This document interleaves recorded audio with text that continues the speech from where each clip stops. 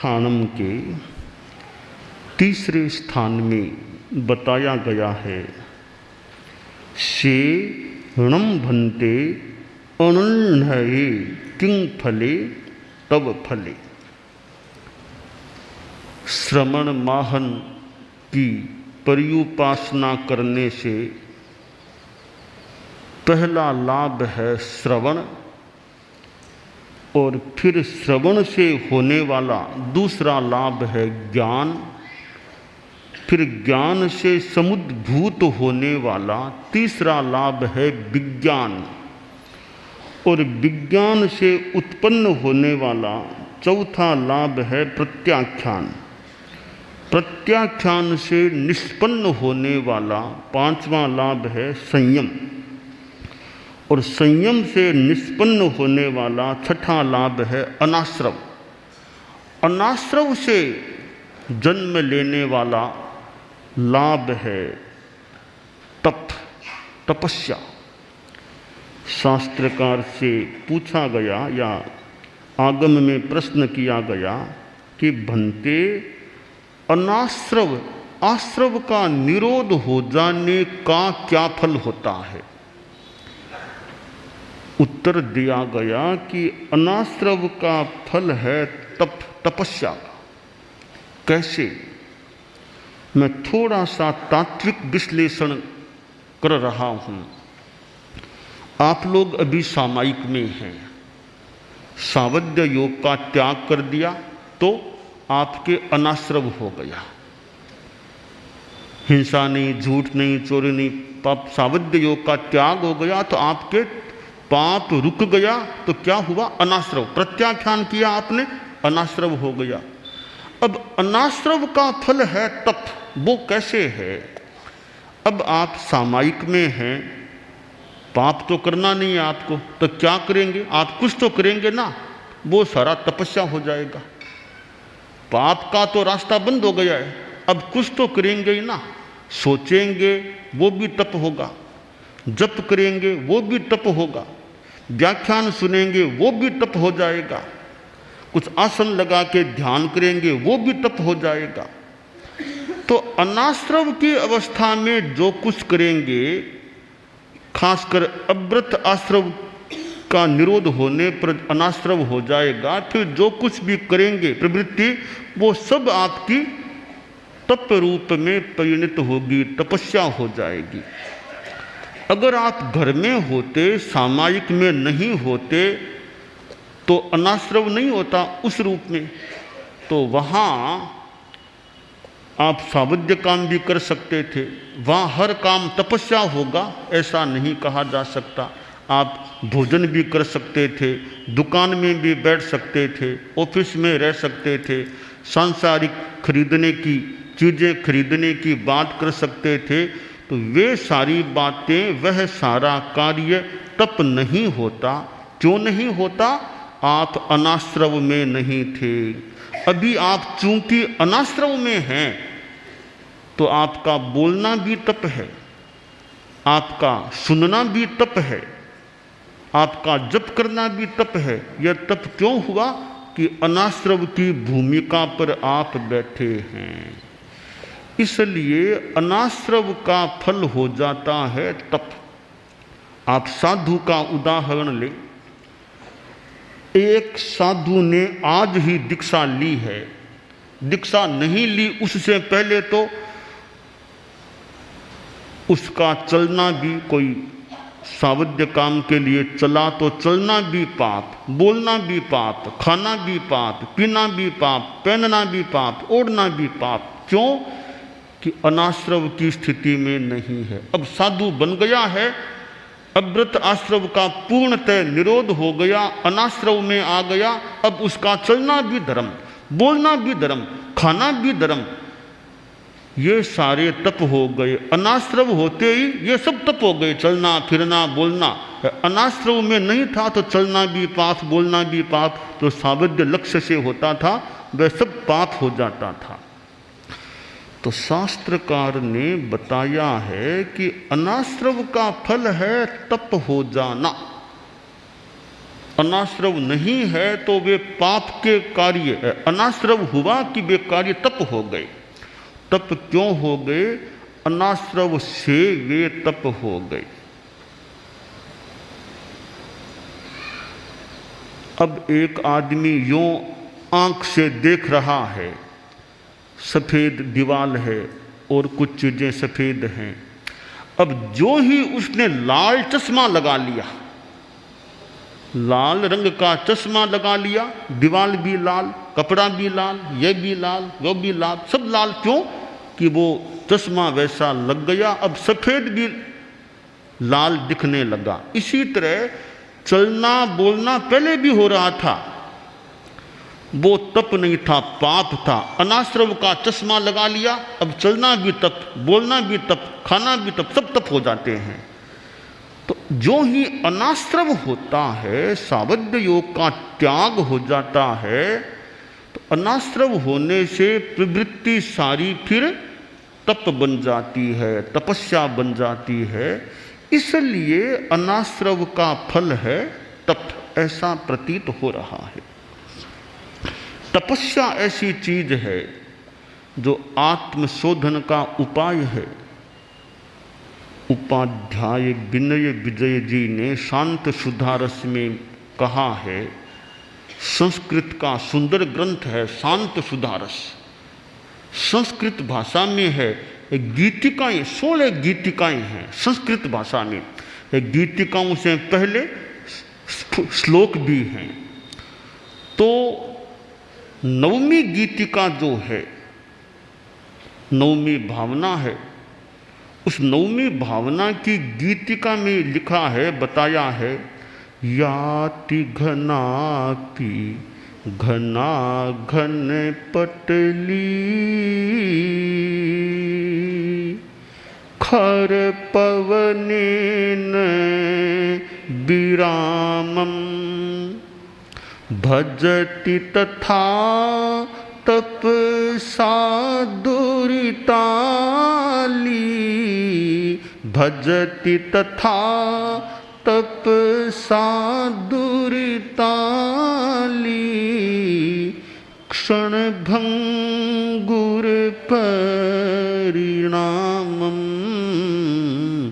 विभावय विनय तपो महिमा बहुभव संचित दुष्कृत ममुना लभते लघु लघिमानम विभावय विनय तपो महिमान। आप लोगों ने हिंदी के गीत सुने होंगे, राजस्थानी भाषा के गीत भी सुने होंगे, तो संस्कृत भाषा के गीत आपने शायद कम सुने होंगे या नहीं सुने होंगे, ऐसा लगता है। यह संस्कृत भाषा का गीत है। इसमें कहा गया, जो मैंने गाया है, कि घना घन पटली, सघन घना घना घन पटली, सघन बादलों का समूह है, सघन बादलों का समूह है। पर तेज हवा चलती है तो सघन बादलों का पटल भी विध्वंस को प्राप्त हो जाता है। उसी प्रकार आदमी तपस्या करता है तो जो पापों का समूह है, तपस्या से पापों का समूह भी क्षण भर में विनाश को प्राप्त हो सकता है। इसलिए तुम तपस्या का अनुचिंतन करो। बहुत जन्मों में संचित किया हुआ पाप है, वो शीघ्र ही लघुता को, हल्केपन को प्राप्त हो जाता है तपस्या के द्वारा। एक साधु को तपोधन कहा गया। साधु का नाम है तपोधन, क्योंकि अनाश्रव है, जो कुछ करेगा वो तप होगा, इसलिए साधु तपोधन, तपस्या उसका धन है। और गृहस्थ है, उसके इतना तप का धन नहीं होता जितना तप का धन साधु के पास होता है। तप के 2 वर्गीकरण हैं, बाह्य और आभ्यंतर। 6 दोनों के प्रकार हैं। कुल 12 भेद तपस्या के हो जाते हैं। और साधु तो व्याख्यान दे, वह भी तपस्या है। साधु का व्याख्यान देना भी तपस्या। जैसे कोई उपवास करता वो तपस्या है, वो अलग प्रकार की तपस्या है, अनाहार की तपस्या है। कोई व्याख्यान दे वह भी अपने आप में तपस्या, तप हो जाता है। परम पूज्य गुरुदेव तुलसी व्याख्यान फरमाते थे, तो व्याख्यान देना भी उनका तप था। आचार्य महाप्रज्ञ जी स्वाध्याय करते, व्याख्यान भी देते, वह स्वाध्याय और प्रवचन भी तप। इसलिए साधु तो जो भी शुभ योग का काम करे वो सब का सब तप है। और गृहस्थ भी जो भी शुभ योग का काम करे उसके भी वो तप हो जाता है। तो साधु के जितना शुभ योग होता है उतना गृहस्थ के होना कठिन है। साधु का तो हर काम शुभ योग है, तप है, जो निर्बद्धता के साथ होता है। गृहस्थ के तो कितने संसार के काम चलते हैं। व्यापार के लिए आप जा रहे हो, आपका चलना भी सावध्य है। एक बात है, एक श्रावक है, वह अपने घर से चलकर के संतों का व्याख्यान सुनने के लिए आ रहा है। क्यों आ रहा है? संतों का व्याख्यान सुनने के लिए, वहाँ सामायिक करने के लिए कोई आ रहा है।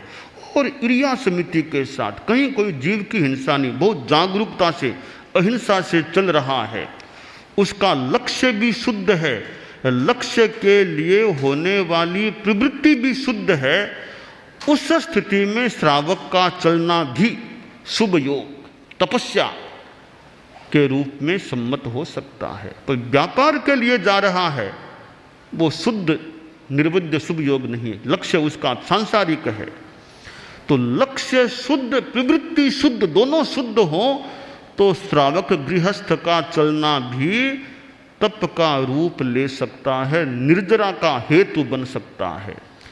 इसलिए श्रावक भी तप कर सकता है, पर साधु जितना कर सकता है, साधु गोचरी जाए तो भी तप, दर्शन देने जाए तो भी तप, और साधु तो बातचीत करे निर्बद्ध रूप में वो भी तप। तो साधु का तो जगह जगह, साधु तो तप से मंडित है, तप के मानो बीच में बैठा है साधु। तो चारों ओर तप है साधु के, ऊपर नीचे कहीं देख लो तप तप तप तप हो रहा है साधु के। पर गृहस्थ के उतना तप नहीं होता सामान्यतया। इसलिए अनाश्रव का प्रताप है। साधु के इतना तप क्यों है? यह अनाश्रव का प्रताप है कि इतना तप साधु के हो जाता है। अनाश्रव की भूमिका होगी, अब जो कुछ भी करो वो सब तप हो जाएगा। तो श्रावक के भी सामायिक आदि में तप हो जाता है, ऐसे भी तप हो सकता है। साधु के तो क्षण क्षण कण कण में, क्षण क्षण में तप तप तप तप हो रहा है। पंचाग्नि तप की बात आती है। हम लोग मुंगेर गए थे, यहाँ कोलकाता से पहले आते हुए मुंगेर गए, वहाँ मिले निरंजनानंद जी की पंचाग्नि तप की बात बताई कि चारों ओर आग और ऊपर से सूर्य। पंचाग्नि तप तपस्या है, साधना है, एक प्रयोग है साधना का, वह भी ठीक है। अब गहराई में जाएं, तात्विक विश्लेषण में जाएं तो सावध्य निर्वध्य कई बातें विवेचित हो सकती है, फिर भी एक तपस्या है, एक प्रयोग है अपना। तो वो 5 ओर से तप, पर साधु के तो 5 क्या 25 क्या सब ओर से तप तप हो रहा है, इधर से उधर सब तप ही तप है साधु के। तो चलो तो तप, बोलो तो तप, खाओ तो तप, पियो तो तप, मानो सब और तप तप हो रहा है। पंचाग्नि क्या, वो तो सर्वाग्नि तप हो रहा है साधु के। तो मानो सब सर्वतः तप हो रहा है, यो मानना चाहिए, क्योंकि अनाश्रव है। अनाश्रव का फल है हर कार्य तप रूप में परिणत हो जाता है। अब साधु तपस्या करता है तो साधु के अनाश्रव पुष्ट रहना चाहिए। वो नहीं रहे तो फिर वो अशुभ योग में भी जा सकता है। वो आचार्य थे, बड़े ज्ञानी भी थे और बड़े साधक भी थे, अनेक शिष्य थे। एक शिष्य आया, बोला गुरुदेव तपस्या करना चाहता हूँ, यानी ये उपवास बेला तपस्या करना चाहता हूँ। गुरु ने उपवास का प्रत्याख्यान करा दिया, साथ में कहा पतली पाड़, पतली पाड़। उपवास किया, अगले दिन उसने बेला कर लिया। गुरु के पास आया, आज बेला, तो पतली पाड़। तेले का दिन आ गया कि गुरुदेव आज तेला, तो पतली पाड़। चोला, पतली पाड़। तो गुरुदेव एक ही वाक्य खास फरमाते, पतली पाड़। पचकने आता कि पतली पाड़, पतली पाड़। करते करते 21-22 तक दिन हो गए तपस्या के। आया गुरुदेव आज 22, पतली पाड़। कहा गुरुदेव क्या बार बार पतली पाड़ कहते हो आप? अंगुली को खींचा, कनिष्ठा को, अंगुली टूट गई, इतनी पतली कर दी, और क्या पतली करूं मैं? इतना से टूट गई और क्या पतली करूं? गुस्से में बोला क्या बार बार पतली पाड़ वट लगा रहे हो आप तो? गुरुदेव आचार्य ने कहा बस इसी को पतली पाड़, इस कसाई को पतला करो। तो तुम्हें गुस्सा आता है, इसको पतला कर लो। तो बाह्य तप का भी महत्व है, वो भी कठिन काम है। अगर कसाय को पतला कर दे, एक तो है स्थूल शरीर, एक है कार्मण शरीर। स्थूल शरीर तो ठीक है, स्थूल शरीर तो आदमी की मृत्यु के साथ यहां रह गया, खत्म हो गया। कार्मण शरीर, तेजस और कार्मण शरीर आगे भी अगले जन्म में साथ में जाते हैं। कार्मण शरीर नहीं छूटता संसारी अवस्था में, वो तेजस भी साथ में जाता है, कार्मण भी साथ में जाता है। हम स्थूल शरीर को भी पतला कर सकते हैं, पर कार्मण शरीर को पतला करने का, कसाय को पतला करने का विशेष प्रयास हम सभी को करना चाहिए। शरीर को भी ज़्यादा मोटा तो नहीं करना चाहिए। ज़्यादा मोटा क्या काम का? शरीर भी अपना शरीर स्वस्थ और थोड़ा पतला हो, ज़्यादा भारी भरकम न हो। भारी हो जाए शरीर के उठने में बैठने में, सारा लो, सारा लेके उठो, दिक्कत हो जाए। पतला सा है, फट उठा फट चला अपना, यह पतले शरीर का लाभ है। तो अनपेक्षित पतलापन तो नहीं, पर स्वास्थ्य के अनुकूलता के साथ शरीर ज़्यादा मोटा न हो, अपना ठीक रहे, वो बढ़िया बात होती है। यात्रा में, बिहार में, चलने में पतले शरीर का लाभ रहता है। भारी भरकम शरीर हो जाए फिर कठिनाई पैदा हो सकती, इसलिए शरीर को भी थोड़ा पतला रखना ठीक है। ज़्यादा पेट आगे आ जाए, ज़्यादा पेट का आगे आ जाना बढ़िया बात नहीं लगती मुझे तो। पेट आगे आ जाए, आसन भी न कर सके, और भी शरीर मोटा हो गया, अब उठने में भी सहारा लेके पकड़ के उठो, बैठने में भी थोड़ा दिक्कत होती है। नीचे बैठना भी मुश्किल हो जाए कि पट्टे पर ही बैठना पड़ता है, नीचे बैठना मुश्किल हो गया, उठना फिर भारी हो जाएगा। तो यह स्थिति शरीर की न बने, शरीर अच्छा रहे, थोड़ा पतला रहे, उचित रूप में पतला रहे। तो स्थूल शरीर भी पतला ठीक है, इससे भी ज़्यादा कार्मण शरीर हमारा पतला हो जाए, वो और विशेष, बहुत ज़्यादा विशेष बात हो जाती है। तो शास्त्रकार ने कहा अनाश्रव का फल है तपस्या, तप।